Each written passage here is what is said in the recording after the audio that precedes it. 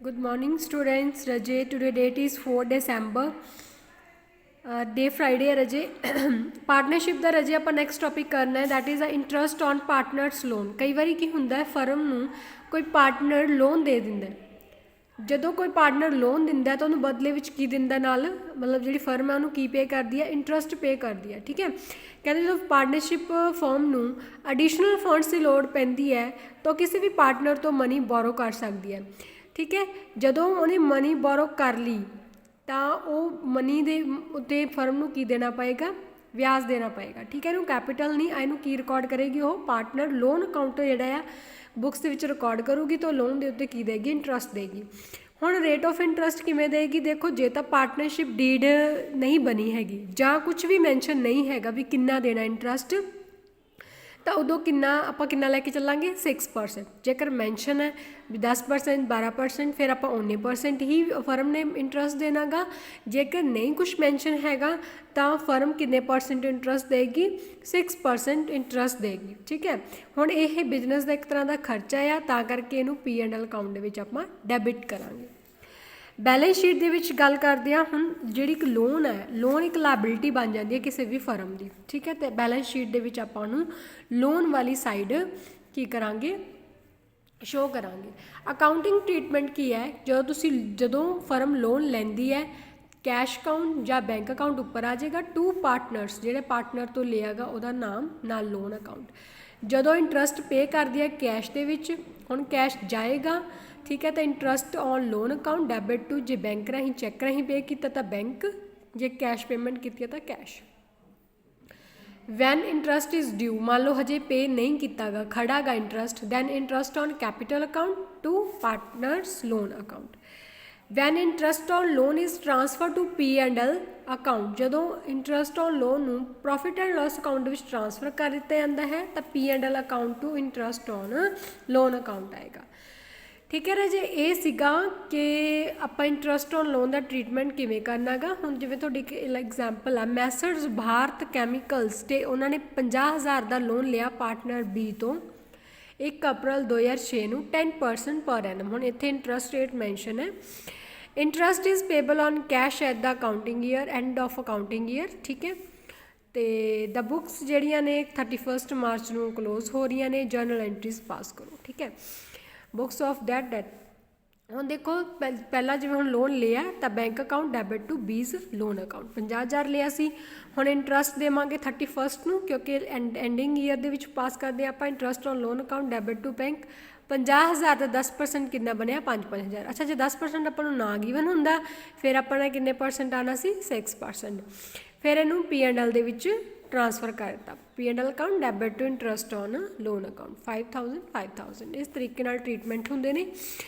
Next हैगा आ case कि जदों तुहानूं अलग अलग केसिस गिवन होण देखो जिवें P&Q are the partner in ratio of 2:1 2:1 ਦੇ ਵਿੱਚ P&Q ਕੀ ਨੇ ਪਾਰਟਨਰਸ ਨੇ। 1 ਅਪ੍ਰੈਲ ਨੂੰ ਕੀ ਹੋਇਆ ਉਹਨਾਂ ਨੇ ए ने 1 ਲੱਖ ਰੁਪਈਆ ਫਰਮ ਨੂੰ ਲੋਨ ਦਿੱਤਾ B ਨੇ 80,000 ਦਾ ਲੋਨ ਦਿੱਤਾ ਤੇ ਡਿਸਟ੍ਰੀਬਿਊਸ਼ਨ ਜਿਹੜੀ ਇਸ ਤਰੀਕੇ ਨਾਲ ਹੈ। जेकर पहला केस है कि प्रॉफिट बिफोर इंटरस्ट तो पहला का प्रॉफिट है जी 13,800 रुपया तो तुसी पहला ट्रीटमेंट किवें करो P&L अकाउंट बनाओगे इधर प्रॉफिट शो हो गया बाय प्रॉफिट बिफोर इंटरस्ट 13,800। हुण इधर लोन क्योंकि डेबिट च आना ना interest on loan to interest on loan. हुण इत्थे कुछ भी नहीं मैंशन भी किन्ने परसेंट देना तो आपां किन्ना अज्यूम लैके चलांगे 6% दोनों नूं देना क्योंकि दोनों ने लोन दिता गा। P&Q ने P ने 1 ਲੱਖ दिता सी उहदा 6% BQ ने 80,000 दिता सी उहदा 6% यानी कि टोटल कितना बनिया 10,800 रुपया। 13,800 ਦੇ ਵਿੱਚੋਂ ਹੁਣ प्रॉफिट ਸੀਗਾ ਉਹ 'ਚੋਂ ਇਹਨਾਂ ਤਾਂ ਇੰਟਰਸਟ ਹੀ ਪੇ ਕਰੂਗੀ ਫਰਮ ਤੇ ਬਾਕੀ ਜਿਹੜਾ प्रॉफिट ਰਹਿ ਗਿਆ ਉਹਨੂੰ ਉਹਨਾਂ ਨੇ ਰੇਸ਼ੋ ਦੇ ਵਿੱਚ ਡਿਵਾਈਡ ਕਰਤਾ 2:1 ਦੇ ਵਿੱਚ। दूसरा केस है कि जेकर प्रॉफिट जोड़ा आ 9,000 है हम देखो इधर सेम एज इट इज़ ही आ जाएगा 9,000 प्रॉफिट इधर मैंशन करता इंटरस्ट रेट सेम वही रहूगा 10,800। ठीक है, हम तुम देखो ये डेबिट साइड का टोटल वध है क्रेडिट का घट है इट मीनस इतों की शेयर करनगे loss by loss proportional ratio 2:1 दे विच। ठीक है जी, उस तो बाद आ गया जी जेकर थर्ड केस है कि लॉस ही गिवन है 1,200 रुपया। जेकर लॉस गिवन होवे तो प्रॉफिट एंड लॉस की डेबिट साइड ही आप मैंशन कर देंगे 1,200 रुपया। और लोन जिहड़ा आ वो सॉरी इंटरस्ट ऑन लोन देना ही देना है 10,800 फर्म ने तो टोटल 12,000 बन गया। हुण अपने कोल क्रेडिट साइड कोई अमाउंट नहीं हैगी तो इट मीनस इहदा जिहड़ा टोटल आएगा वो लॉस ही दोनों पार्टनर एक दूजे मतलब आपस च शेयर करनगे 2:1 दे नाल। ठीक है, ये तो हो गया तुहाडा interest on capital interest on loan दा ट्रीटमेंट। नैक्सट टॉपिक आउंदा राजे पास्ट एडजस्टमेंट्स। पास्ट एडजस्टमेंट्स का मतलब की हुंदा कहंदे कई बारी की हुंदा फर्म दे जिहड़े प्रॉफिट एंड लॉस है पार्टनर्स च जो आप डिस्ट्रीब्यूट करते हैं, ठीक है, particular period they which, but कोई भी कंसीडरेशन जी है कोई टर्म्स एंड कंडीशनस नूं आपां मैंशन नहीं करते हैगे। ठीक है, क्योंकि पार्टनरशिप डीड दे विच कोई भी term and condition by chance कुछ भी मैंशन नहीं हैगा तो आप प्रॉफिट एंड लॉस जिहड़ा वो पार्टनर्स दे विच डिस्ट्रीब्यूट कर दिंदे आ। तो उस समय कहते कुछ क टर्म्स एंड कंडीशनस नूं आपां इगनोर करता जां ओमिट भुल गए तो उन्हां दा देखो आप कुछ क टर्म्स एंड कंडीशन नूं इगनोर करता जां उन्हां नूं भुल गए तो असी अकाउंट्स भी बना ले। हुण इट मीनस जो आप अकाउंट्स क्लोज किए आ उत्थे अपन कोल कुछ ना कुछ गलती रह गई होएगी, कोई चीज़ आप भुल गए, ठीक है, कोई ओमिट रह गई तो इस केस दे विच जिहड़ा आपां अकाउंटिंग ट्रीटमेंट है उन्होंने आपां ठीक करांगे, करैक्ट करांगे। ठीक है, पास्ट में जो भी गलतियां हुई ने कोई चीज़ आप भुल गए तो वो आप ट्रीटमेंट करांगे तो उन्होंने ट्रीटमेंट्स नूं बोलते हैं जी पास्ट एडजस्टमेंट। ठीक है जी, हुण एग्जाम्पल्स की गल करते हैं। जिवें मान लो इंटरस्ट ऑन कैपिटल आ तुसीं कंप्लीटली बिल्कुल ही उन्होंने भुल गए किताबां दे विच लिखना, ठीक है, जां पार्टनरशिप डीड विच जिन्ना मैंशन सीगा उन्ना नहीं आपां उह तों घੱਟ शो करता, वट एवर कुछ भी रीजन हो सकता है तो वह भी तुहानूं एक एडजस्टमेंट करनी पेगी। इंटरस्ट ऑन ड्राइंग्स नूं भी तुसीं जे बुक्स विच रिकॉर्ड करना भुल गए तां भी तुहानूं की करना पेगा, फास्ट एडजस्टमेंट्स करनियां पैणगीਆਂ। सैलरी फी कमीशन कोई पार्टनर्स नूं तुसीं ओमिट कर गए मतलब भुल गए लिखना भुल गए, ठीक है, कोई प्रॉफिट शेयरिंग रेशो गलत करती, ठीक है, 2:1 सीगे 1:2 च डिवाइड करता, ठीक है, गलती हो गई, जां प्रॉफिट शेयरिंग रेशो जिहड़ी आ उहनूं आपां चेंज करता विद दी बैक डेट। मतलब कई बार की हुंदा इन फ्यूचर जिहड़े ने मतलब इन फ्यूचर च उन्हें न्यू रेशो बनाई सीगी पर वो आपां उहनूं पिछली रेशो दे नाल ही शेयरिंग करते रहे तो उत्थे गलती हो सकती है। जां जदों आपां पार्टनर्स नूं लोन देना वो भुल जाने रिकॉर्ड करना भुल जाने कोई भी गलती हो सकती है। तो इन्हां गलतियां नूं किस तरीके नाल करैक्ट किया जा सकदा गा, ठीक है। करैक्ट करन दे लई हुण देखो ये तो है नहीं कि हुण जिहड़ियां पिछे आपां किताबां क्लोज कर चुके हैं उत्ते गलती करांगे घाटा माटा मारांगे जिन्होंने कटिंग करांगे वो चीज़ नहीं आपां करांगे क्योंकि वो किताबां तो आपां ऑलरेडी की कर चुके हैं क्लोज कर चुके हैं। तो कोई भी एरर है चाहे कोई ओमिशन का एरर है कोई कमीशन का एरर है कोई भुल्लण वाला कोई भी एरर आएगा तो तुसीं उहनूं करैक्ट कर सकते हो without profit and loss account नूं मतलब दोबारा तो खोले बिना, ठीक है।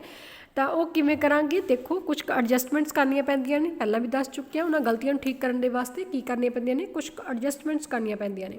हुण जिवें आ गया जी past adjustment through P&L adjustment account, तुसीं अकाउंट बनाओगे दैट इज़ P&L, एक तो P&L तो बनाओगे हुण ये जिहड़ा P&L एडजस्टमेंट अकाउंट बनेगा, ठीक है ना। ये पहला मैथड है, इस मैथड के अकॉर्डिंग की होएगा P&L एडजस्टमेंट अकाउंट जिहड़ा आ वो खोलिया जाएगा कि जिहड़े एरर्स जां ओमिशन तुसीं गलतियां कीतियां ने उहनूं आपां करैक्ट कर सकीए। इहदे विच की हुंदा आ जिन्नियां भी ओमिशनस होणगीਆਂ इंटरस्ट ऑन कैपिटल नाल लैके पार्टनर दी सैलरी नाल लैके कमीशन फीस इन्हां सारिਆਂ ਨੂੰ लैके डैबिट करांगे जिहड़ी आपां गलत कीतियां। इसी तरह कोई जिहड़ा गलती है इंटरस्ट ऑन ड्राइंग्स जां कैपिटल दा एक्सैस नूं लैके तो उन्होंने आपां क्रेडिट करांगे। तो फिर आपां जदों उहनूं क्लोज करांगे, ठीक है, with the help of partner capital account जां उन्हां दे करंट अकाउंट नाल। तो फॉलोइंग जर्नल एंट्रीज जिहड़ियां ने पास होणगीਆਂ। सब तो पहला for the omission of interest on capital, तुसीं इंटरस्ट ऑन कैपिटल नूं बिल्कुल ही भुल गए तो की केस होएगा, ठीक है, तुसीं कोई इंटरस्ट ऑन कैपिटल कोई सैलरी फीस कमीशन लिखना ही भुल गए तो P&L appropriation account debit to partners capital और करंट अकाउंट मैं ये वाली एंट्री पास करोगे। जेकर तुसीं इंटरस्ट ऑन ड्राइंग एक्सैस जो भी है जिदों आपां क्रेडिट करना है वो भुल गए तो तुसीं उहनूं तो उल्टी एंट्री पास कर देनी है, ठीक है। ਪਾਰਟਨਰਸ ਕੈਪੀਟਲ ਔਰ current account P&L adjustments account. ਠੀਕ ਹੈ ਜੀ। ਉਸ ਤੋਂ ਬਾਅਦ ਆ ਗਿਆ ਜੀ ਜਿਹੜਾ ਨੈਟ ਇਫੈਕਟ ਹੋਏਗਾ। ਹੁਣ ਦੇਖੋ ਦੋ ਚੀਜ਼ਾਂ ਹੋਣਗੀਆਂ, ਜਾਂ ਤਾਂ ਤੁਹਾਡਾ ਪ੍ਰੋਫਿਟ ਹੋਏਗਾ ਜਾਂ ਲਾਸ ਹੋਏਗਾ। ਜੇਕਰ ਤਾਂ ਪ੍ਰੋਫਿਟ ਹੈ ਯਾਨੀ ਕਿ ਕ੍ਰੈਡਿਟ ਬੈਲੈਂਸ ਤਾਂ P&L adjustment account debit to partners capital ਔਰ ਕਰੰਟ ਅਕਾਊਂਟ ਆਏਗਾ। ਜੇਕਰ ਲਾਸ ਹੈ ਯਾਨੀ ਕਿ ਡੈਬਿਟ ਸਾਈਡ ਹੈ ਤਾਂ ਪਾਰਟਨਰਸ ਕੈਪੀਟਲ ਔਰ current account debit to P&L adjustments account. ਮਤਲਬ ਇਹ ਜਿਹੜੀਆਂ ਤਿੰਨ ਕੁ ਐਡਜਸਟਮੈਂਟਸ ਜਿਹੜੀਆਂ ਤੁਹਾਨੂੰ ਕਰਨੀਆਂ ਪੈਣਗੀਆਂ।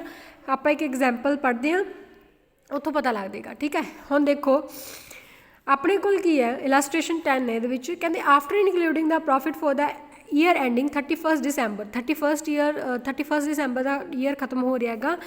ਤਾਂ ਉਹਦੇ ਵਿੱਚ ਡਰਾਇੰਗਸ ਜੇ ਤੇ ਕੈਪੀਟਲ ਅਕਾਊਂਟਸ ਕਿਵੇਂ ਆ ABC ਦਾ। ਠੀਕ ਹੈ। Drawings dealing with drawings the capital accounts of the ABC capital ਹੈਗੇ 40,000 30,000 20,000 ਰਿਸਪੈਕਟਿਵਲੀ। ਸਬਸੀਕੁਐਂਟਲੀ ਉਹਨਾਂ ਨੇ ਕੀ ਕੀਤਾ, ਇੰਟਰਸਟ ਔਨ ਕੈਪੀਟਲ ਉਹਨਾਂ ਦਾ ਕਿੰਨਾ ਹੈ 5% ਹੈਗਾ। ਅਤੇ ਇੰਟਰਸਟ ਔਨ ਜਿਹੜਾ ਡਰਾਇੰਗਸ ਹੈ ਉਹ ਬਿਲਕੁਲ ਹੀ ਓਮਿਟ ਕਰ ਦਿੱਤਾ ਗਿਆ, ਮਤਲਬ ਕਿ ਭੁੱਲ ਗਏ। ਤਾਂ ਸਮ ਉਹਨਾਂ ਦਾ ਸਮ ਕਿੰਨਾ ਆ, ਠੀਕ ਹੈ, ਮਤਲਬ ਕਿੰਨਾ ਸੀਗਾ 250 A ਦਾ ਸੀਗਾ, 180 B ਦਾ ਹੈਗਾ ਅਤੇ 100 ਜਿਹੜਾ C ਦਾ ਹੈਗਾ। ਪ੍ਰੋਫਿਟਸ ਜਿਹੜਾ ਆ ਉਸ ਸਮੇਂ ਫਿਗਰਸ ਦੇ ਵਿੱਚ ਹੈਗਾ 60,000। ਅਤੇ ਜਿਹੜੀਆਂ ਡਰਾਇੰਗਸ ਸੀਗੀਆਂ A ਨੇ 10,000 ਦੀਆਂ ਸੀਗੀਆਂ, B ਦੀਆਂ 7500 ਸੀਗੀਆਂ, 4500 ਸੀਗੀਆਂ। ਅਤੇ P&L ਜਿਹੜੀਆਂ ਦੇਖੋ ਹੁਣ ਜਿਹੜੀ ਰੇਸ਼ੋ ਹੈ profit and Las the 1/2 A ਕੋਲ ਆ, 1/3 B ਕੋਲ ਆ ਅਤੇ 1/6 C ਕੋਲ ਆ। ਕਹਿਣ ਦਾ ਭਾਵ ਕੀ ਆ 1/2 A ਹੈ, ਠੀਕ ਹੈ, 1/3 B ਕੋਲ ਆ, 1/6 ਕਿਹਦੇ ਕੋਲ ਆ C ਕੋਲ। ਦੈਨ ਗਿਵ ਦਾ ਕਹਿੰਦੇ adjusted capital account of the partners and whatever ਜੋ ਵੀ ਹੈ ਨਾ। ਹੁਣ ਆਪਾਂ ਸੋਲਿਊਸ਼ਨ ਕਰਦੇ ਹਾਂ। ਪਹਿਲਾਂ ਦੇਖੋ ਸਟਾਰਟਿੰਗ ਦੇ ਵਿੱਚ ਐਂਡਿੰਗ ਈਅਰ ਦੇ ਵਿੱਚ ਕੈਪੀਟਲ ਜਿਹੜੀ ਆ A ਦੀ ਸੀਗੀ 40,000 30,000 ਅਤੇ B ਦੀ ਸੀ 30,000 ਅਤੇ C ਦੀ ਸੀਗੀ 20,000। ਠੀਕ ਹੈ। ਹੁਣ ਐਡ ਡਰਾਇੰਗਸ, ਹੁਣ ਇਹ 'ਚ ਡਰਾਇੰਗਸ ਜਿਹੜੀਆਂ ਨੇ ਮਤਲਬ ਜਿਹੜੇ ਉਹਨਾਂ ਨੇ ਆਪਣੇ ਘਰੇਲੂ ਖਰਚਿਆਂ ਦੀ ਪੈਸੇ ਕਢਵਾਏ ਨੇ ਉਹ ਐਡ ਕਰ ਦਿਓ। 10,000 7500 4500 ਕਰਤਾ।